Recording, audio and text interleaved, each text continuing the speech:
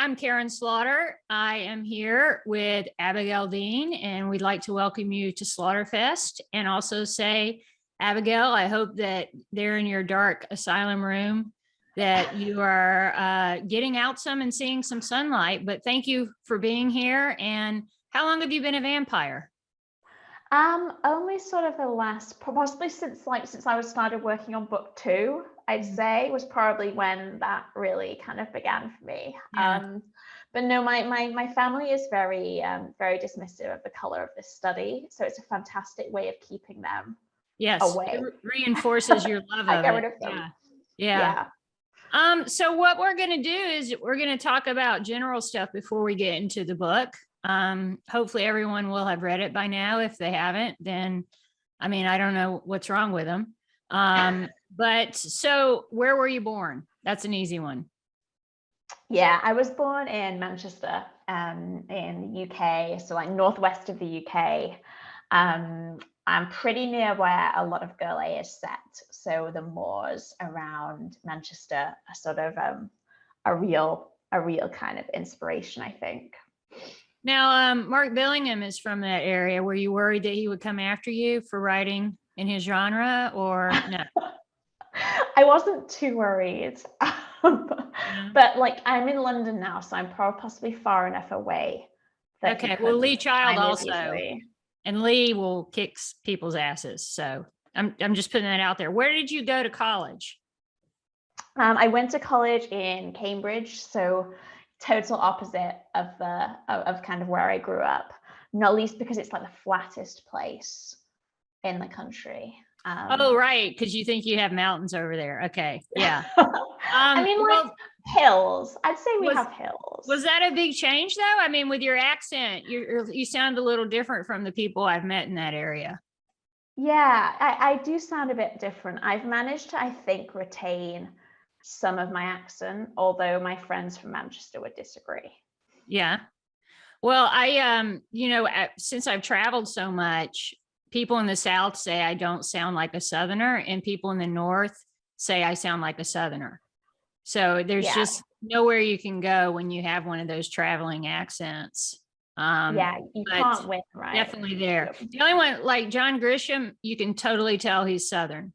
Like if you're from Arkansas, Texarkana, that area, you're never going to lose that accent.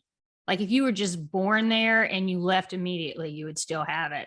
I feel like Manchester might be a little bit like that too. It's a very cosmopolitan city, though. There's a lot of immigrants. It's a very different feel from the rest of England, I think. So is that why you chose to set it there? It seemed more believable that this kind of stuff would be happening in this big city? I don't know. I think Manchester and the area around it has like a real atmosphere, in terms of it is just a slightly darker place in my view than some of the south of the UK. And I think it's got that like sort of like bleak beauty to it, where there's a very like precarious line between the moorlands being kind of gorgeous at certain times of year and then really ominous and damp and miserable at other times of the year. And I liked that kind of sense. I can definitely imagine the house on Warwoods Road sort of sitting there through the winter, kind of just isolated enough to be ignored. So you've been described as a Twitter lawyer. I too am a Twitter lawyer, but without the degree. My specialties are constitutional law and First Amendment issues, and also I'm an chronologist and an epidemiologist on Twitter. But you're legitimately a lawyer. Yeah, I'm legitimately a lawyer. I wonder if I feel like I'm less good on Twitter though. Like I feel like I'm probably well, my husband always says I'm not funny enough to be on Twitter, which I think is fair, objectively. But yeah, I am a real lawyer, and I work for Google, so I guess I fall into the tech law. Wow. category. And what an exciting area, right up there with patent law, just one of the most sexiest areas of the law you can be in. Yeah, if you have to be a lawyer, like, at least you've got the sort of tech thrown in, so people sometimes want to talk to you.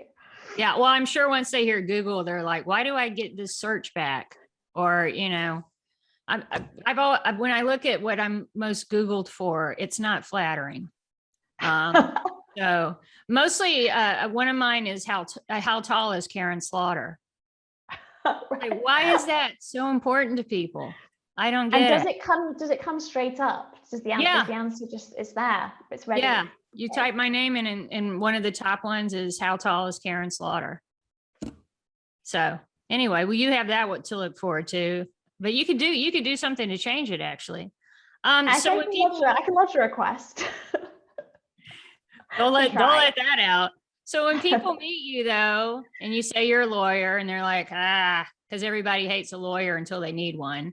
But then you say that you're also a writer. So what kinds of books do they think that you write? Like legal textbooks or kitten stories or what? Yeah, I think people are often a bit surprised in terms of the darkness of Girl A anyway. So a lot of people say, oh, that's not quite what I expected, which I always find, I guess, slightly strange. I mean, maybe my dark room is kind of like, more consistent with the book. But yeah, I guess I find it odd that there's expected to be kind of a correlation between what you write and maybe kind of the person you convey on a day-to-day basis. I don't know if you find that at all, but yeah, I mean, I think when people meet me, they do say, I thought you'd be taller, or I thought you'd be bigger. Like, I should be just like, because I write these stories, and I look at them and I think, you look just like me. So you're reading this shit. Like, do you have a mirror at home? That's what the person looks like who is interested in these books. And when I first started out, I'm sure you don't get this as much, but I was constantly asked about the violence in the books and how, as a woman, I could be writing about this. And I don't get that as much anymore, but mostly it would come from men. And I think it really terrifies men to think, like with Gillian Flynn, when she wrote Gone Girl, people were looking, I mean, she's a beautiful woman. She sort of looks like a version of Tina Fey who never left the Midwest, but people were shocked that this darkness was going on. And her husband's a wonderful guy, and she's got kids, and she's just a normal person.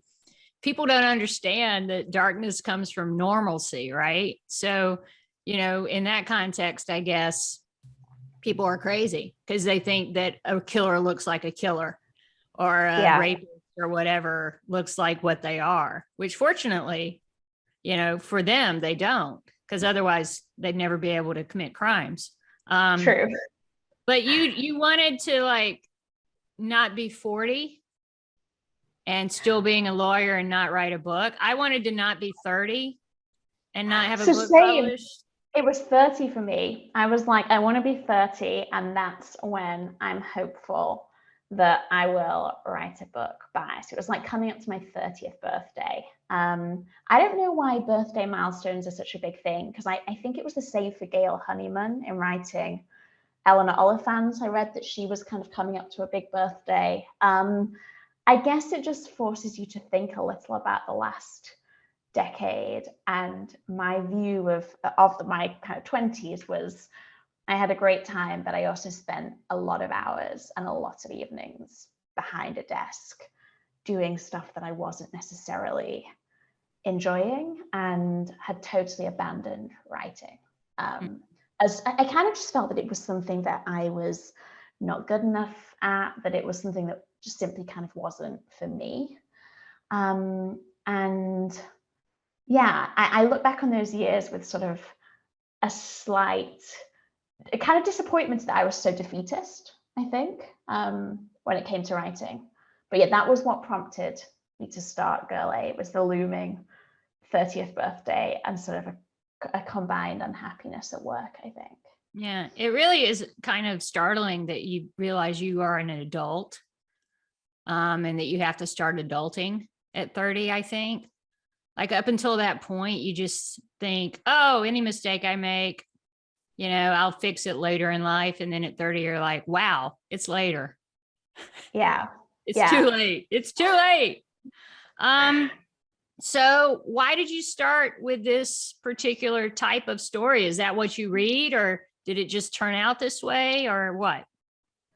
It is what I read a lot of, to be honest. And I think that maybe that's some of how I entertain kind of like my own darkness and thoughts is in reading. And so I think right back from when I was a kid, like I was reading like Goosebumps, like the R.L. Stein books really early. And I remember at primary school, like once requesting one for the library, and I was told, well, like we can't order that book in for you because the cover is just too horrific. So I was like the kid who was like, no, the library should be stocked with frightening covers.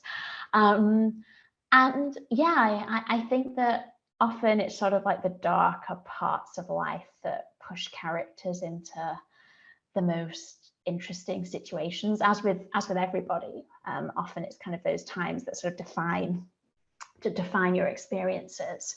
So I think it was always going to be something that was quite dark, much to my mum's like disappointment. She's waiting for the comedy, but it's not happened yet. Yeah. Well, there's some humor in there, but it's weird because Bob Stein has inspired a lot of kids to go on and write dark things. Because I think the great thing about Goosebumps is if your parents knew you were reading it, they would probably want to like sit with you and explain it because they would think it was too much. But it's actually a lot of fun. And weirdly, in like most penal institutions, jails, prisons, the number one books are Goosebumps books.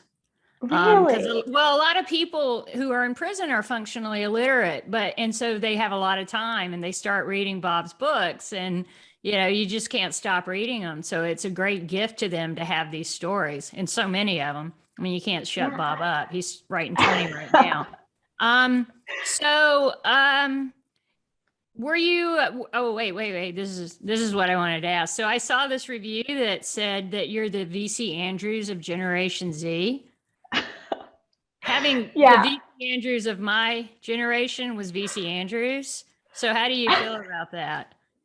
I mean, I sometimes like I read stuff like that and I find it hard to pair with my writing. And I think that's kind of like a confidence thing. Like I'm like, no way could anybody think that any of my writing is like VC Andrews. Like that's incredible. Your I'll level of writing is a little bit above that, I think. So let's give yourself credit. I mean, but a love story between siblings trapped in an attic, I mean, that just resonates through every generation, I think. Yeah, and I think maybe it's just that those books are pretty kind of iconic as well, and kind of haunting too. I mean, I'm not really kind of haunting, like very haunting. Haunting to a degree that I don't think I realized when I initially read them quite how haunting they were, and just kind of like on reflection. So yeah, I will take it. I mean, having that kind of comparison, I think is pretty cool. There are worse ones, like more obscure ones who don't endure, right? She got the last laugh. Yeah, raising entire generations who think incest is a beautiful love story. Well, but the bad guy, spoiler alert, in VC Andrews is this horrible grandmother. But you have horrible parents, right? For the most part. I mean, and you write about a crime that is not really a crime that we don't often hear about, I mean, it seems like once a month or every couple of months we hear about this crime. Are you comfortable saying what the crime is, or should we keep it out there? Yeah, no, I mean, I think it's probably really obvious from very early on in Girl A, and I think that like child abuse is one of those things that at first, in many ways, when I was thinking about writing Girl A, I thought, is the story sort of too extreme in some ways? Is this sort of unrealistic? And I think that the answer is exactly as you say, that actually it's the extremity is something that comes up every few months in some in a headline, or And often it's something that has been kind of ongoing for many, many years as well. And that's one of the things that I think I felt was so frightening about what happens in Girl A, is there's a real uncomfortable quiet of the community around around the Gracie family. And one of the questions that I found writing Girl A was, would I have been the person at the school or on the street who did say something? We all like to think that we would be, right? But I never felt like I'm comfortable enough saying that I have that kind of conviction, because I think it's so easy to sort of see small things in day-to-day life and let them slip away. And then you see the headlines many years later. So yeah, I think it is a crime that comes up all the time. Yeah. Well, it's weird because people, when it happens, they act startled. When it is going on every single day in the world. But people are, it's like when a woman ends up raped and murdered, it's like, oh my God, well, yeah, that's happening every single day. This is just the one you've heard about. So why did you feel like it was something that you were called to write about? Because you spent 2 years of your life working on this, probably more thinking about it and getting ready to write. So what about the story made you think, I need to invest this amount of time in it, especially as a lawyer, because you probably bill out by the minute. So you knew how many minutes this would take. I think some of it was a sense of always having been interested in true crime to some degree, but wanting to tell a story that really focused on the aftermath. And I often feel that in the headlines that we see every day, you have real focus on particular actions or on a trial. And if there are young people especially involved in that kind of case, I often think like they've got so much sort of life left to live, to be defined by this particular event, like in a passive sense, something that kind of happened to them.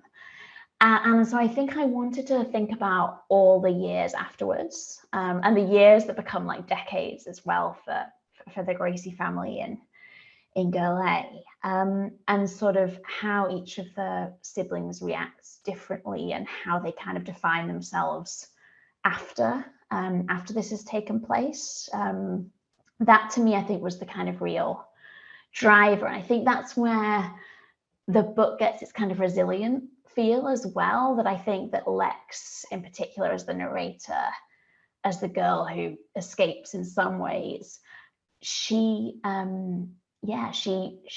is so kind of tough and so sort of coolly objective in the telling of this in some ways. And that's what I was really drawn to, how she's managed to survive for all of these years, and just sort of the ways she's managed to do that. So did you read up on trauma and childhood trauma, how it affects you later in life, or PTSD? Yeah, I read quite a lot of sort of psychology papers and sort of psychology books more than anything, because although I don't know if I ever wanted to sort of diagnose the different characters.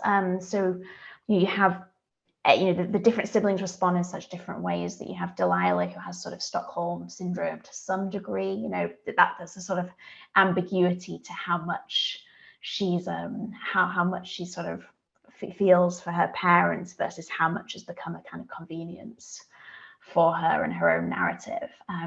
Gabriel has his sort of really extreme physical rages, kind of against his parents. And I wanted all of those reactions to feel like that they felt like potentially ways that somebody could respond all these years later. So I guess I sort of had a reluctance to put a specific label on them, because I don't know if I have the authority to do that. But I really wanted the responses to be authentic and to be something that could take place after this kind of trauma. You don't have the authority. I mean, you created them. So what do you mean Yeah. by that?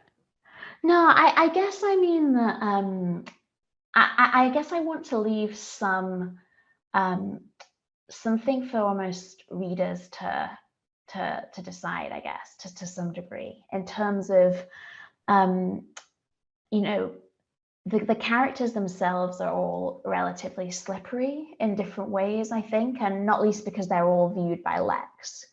So maybe what I kind of really mean is I don't know if Lex has the authority to sort of diagnose them, because there's so many gaps in her knowledge of her siblings, that that's where I think perhaps I had the sort of reticence to be like, this is very clearly this particular psychological reaction. Would you think that women do these crimes without men at this level? It's a great question, and I don't think it's one that I have the answer to.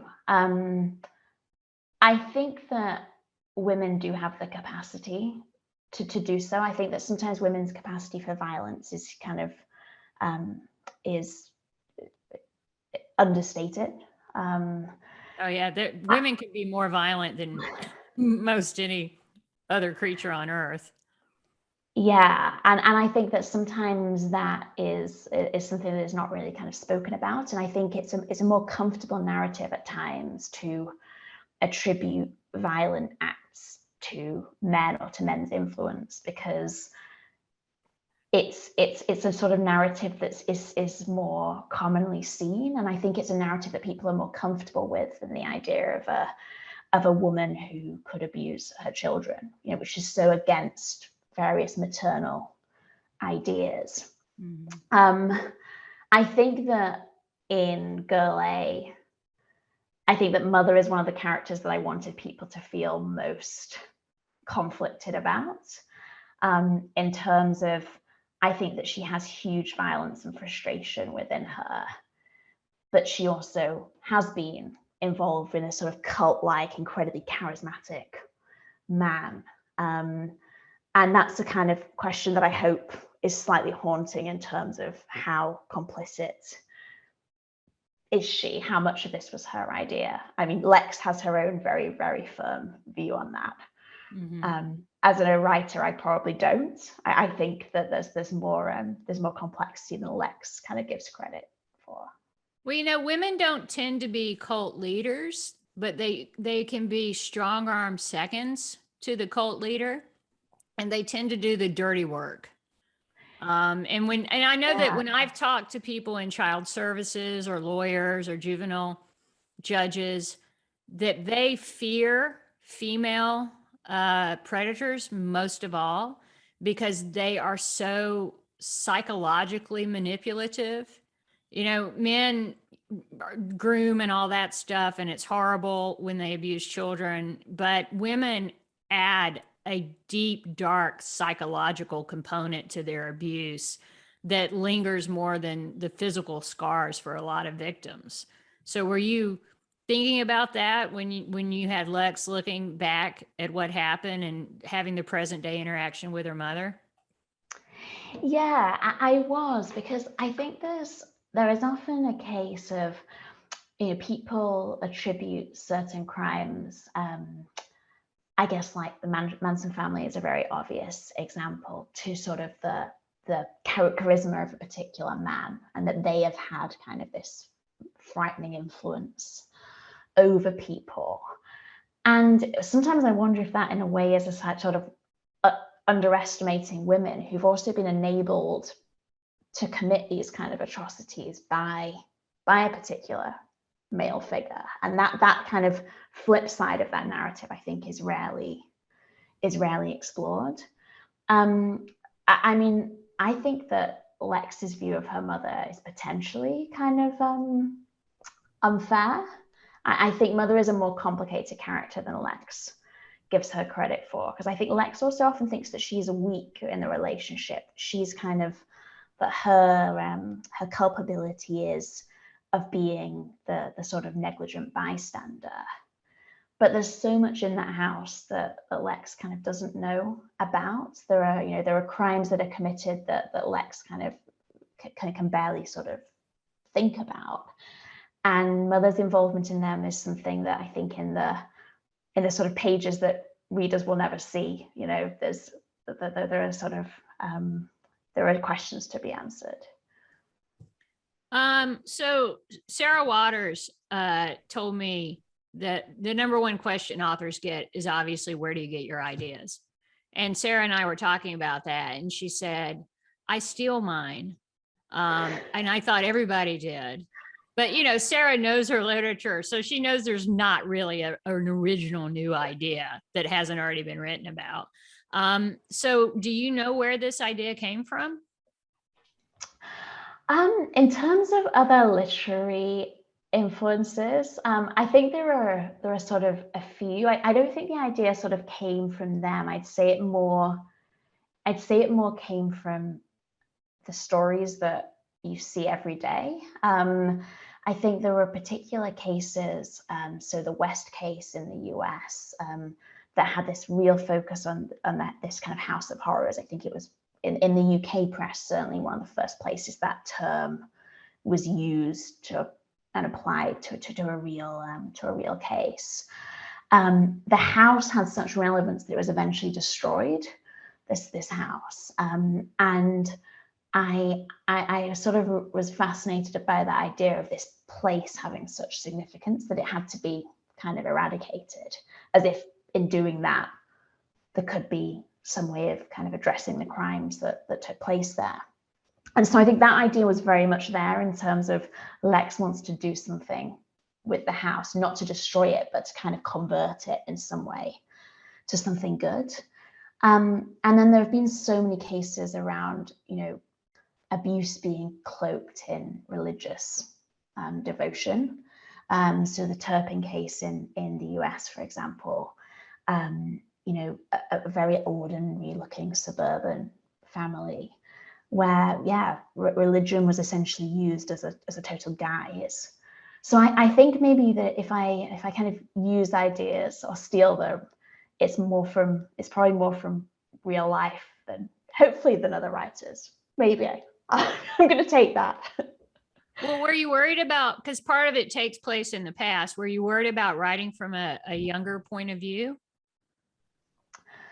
Not really. I think that the scenes of the Gracie children as children, for me, were like a real pleasure to write. And I don't know if you sort of find that with sort of the narratives of children and the sort of their strange naiveties and like wisdom combined. I don't know. I found that like a real pleasure, especially in the kind of relationships between the siblings, because they're such an ordinary family in so many ways. And that ordinariness, I think, gives the book some of its kind of humor. And the relationships, I think, are ones that so many people have with their brothers and sisters, even if they're in this sort of extreme circumstance. Yeah, I actually hate children. I tend not to write unless they're dead in my books. I don't really tend to write from their point of view. It reminds me of something. There's a wonderful woman who just passed away, whose pen name was Mo Hader. And I remember talking to her, and she said, everybody says when they have children, they can't write about child abuse, but I find it makes me want to write about it more. And I thought that would probably be my reaction too. But have you felt that way at all, or when you think about children, or can you think you can separate the idea of children from what's going on in the sort of book that you've written? You see them in the park and just think, yeah. I mean, this is a question that'll be really interesting for me. So I'm pregnant at present. Would I have written Girl A in a few months' time? I don't know. So I might have to get back to you on that next year. It could be more violent if you had written it in a few months' time. Sleep deprivation. I'll get back to you. I'll let you know, Karin. Well, congratulations. I don't like children, but babies I dislike most of all. Because I mean, I don't know if you've ever held one, but they're very heavy. They don't help you. You know, like a cat will help you lift it. And like their heads just bob around and they're sticky and wet. And but I'm sure you'll love it. I So mean, you they're terrifying. I yeah, actually find them quite frightening. yeah, So you yeah, we'll should see be if that afraid. subsides. Yeah, and they bite. Um, so your mom, did she read this and she was like, one, should I be afraid of you? And two, now all my friends are gonna think I was a horrible mother. I think that she was like, wow. I think she liked she said it was very gripping and she couldn't stop turning the pages. I actually sent chapters to her um as they were sort of, as I was writing it. So she said it was kind of like a bit like in the sort of Victorian times when you had to wait for the Mm-hmm. next chapter. And she said, that was really frustrating. Um, but I think ever since I was a kid, my writing was always quite dark. Like it was like even when I was sort of playing games with dolls, and they never ended up. Their fates were never great. So I don't think it was a surprise. I think she's kind of become accustomed as to that is what she was going to. That's what she was going to get.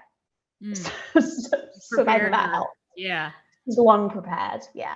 Um, so you haven't really been able to tour, I take it, because of COVID, or you got the pandemic there too, right? Sadly, yeah, Yeah. it, So it, you've it been hits doing for all that of these. sure. You haven't been traveling around on like 60 airplanes in a week or anything like that.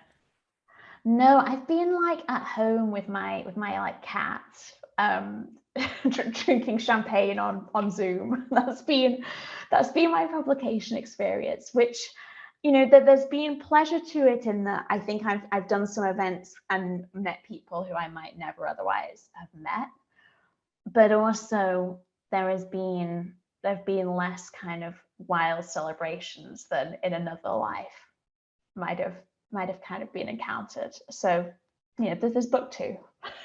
It's fine. Maybe, maybe. Well, how does it feel to like be successful? Do you even feel successful because you're not out there seeing? I mean, maybe it's not at Tesco anymore. So, I mean, how does That it? was like pretty much the only place where I saw it. Yeah. Yeah, yeah. So how does that feel for you?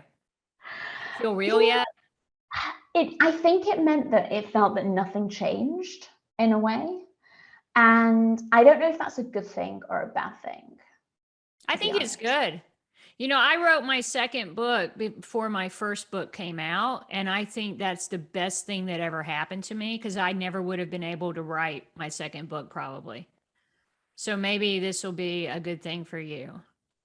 Yeah, Um, and that was my agent's like prime advice, was get the second book written yeah, before yeah. the first one comes out. I got about 80% of the way there, which I think was enough to avoid the crippling Is fear. this what's the title? Girl B? It is. It's no members of the Gracie family will feature. Yeah. But it's a book about conspiracy theories. I Oh, think that's well, enough to so say we more won't than talk about Google for that. I will say though that when I first started writing, it was right after 9/11, and so there was all this scrutiny by the government, including trying to find people's reading history at libraries and bookstores and things like that, because they thought if you read certain types of books, you might be a terrorist. And so whenever I would do Google searches, I would record what I was looking up as research because I was afraid I'd get a knock on the door from the FBI saying, "Why are you looking into bomb making or the Zionist protocols or all this stuff?" And then I realized they didn't give a shit. But it was really nerve wracking to think that somebody might knock on my door. Were you scared of that at all? Or did you just go into Google and erase all your history? I think that, I mean, if the FBI agent is monitoring my sort of search history, they're probably pretty bemused, I would Yeah. say. Like, who's this If you person tell who me it's how orders? tall is Karin Slaughter, I'm ending this right now. It's a daily search. You never know. But also, it's like, I mean, who is this person who looks extensively into sort of violent crimes? and also orders, spends $20 on cat toys. Yeah. That's me. Yeah. I put, no kidding, 7 miles on my Apple Watch last night looking for my cat outside for 5 hours, and he was in the closet. So don't talk to me about cats. Yeah, in the closet, presumably like triumphant and just sort of very. No, he was like, "What's going on? What? Why are you sobbing? What's that? Where's my dinner? You're late." If you could be one of your bad characters, who would it be? I mean, your characters are pretty bad, but Yeah, there's a pretty large range of characters to choose from there. I guess take out any weird sex stuff. That's we'll just assume that's the case. Despite your dungeon room. Yeah, exactly. I mean, you should see what's out of camera. I'd probably go for Ethan for the kind of emotional complexity. I think because I'd like to see more inside his head, and because he was a character who, I mean, I argued whether he's a bad guy or not. I'd probably say no, although I know a lot of readers would really vehemently disagree with that assessment. But I think he keeps a lot secret, and so I kind of like to be him to sort of unpick his experiences in the house fully. But yeah, he's probably he was certainly one of the kind of more intriguing characters to write, I would say. So what, not in your book, but any other book, is there a character you would like to sit down and have a talk with? Well, you mentioned Gillian Flynn, and I think about Amy Dunn at least like once a week. I think she is one of the truly kind of one of the characters that has stuck with me and never ever let me go. So I would love to go for kind of a glass of cold white wine with Amy. Yeah. Do you think that which side of her would you see though? I mean, that's the question. I mean, I wouldn't want diary Amy. I'd want the real deal. You wouldn't want the cool girl? Yeah, I would pass that, and I would want the kind of raw Amy. So one thing Gillian and I love is Dolly Parton. Like, we would kill ourselves to meet Dolly Parton. Is there any type of music that inspires you in your writing? Death metal, Metallica, Guns N' Roses? Dolly Parton is pretty amazing. I mean, also just a force for like unfiltered good in the world and pleasure. I'm very much like a child of the late 90s when it comes to music. So I like my kind of American sort of indie rock. Or like Nirvana, Outkast, Tupac? Yeah.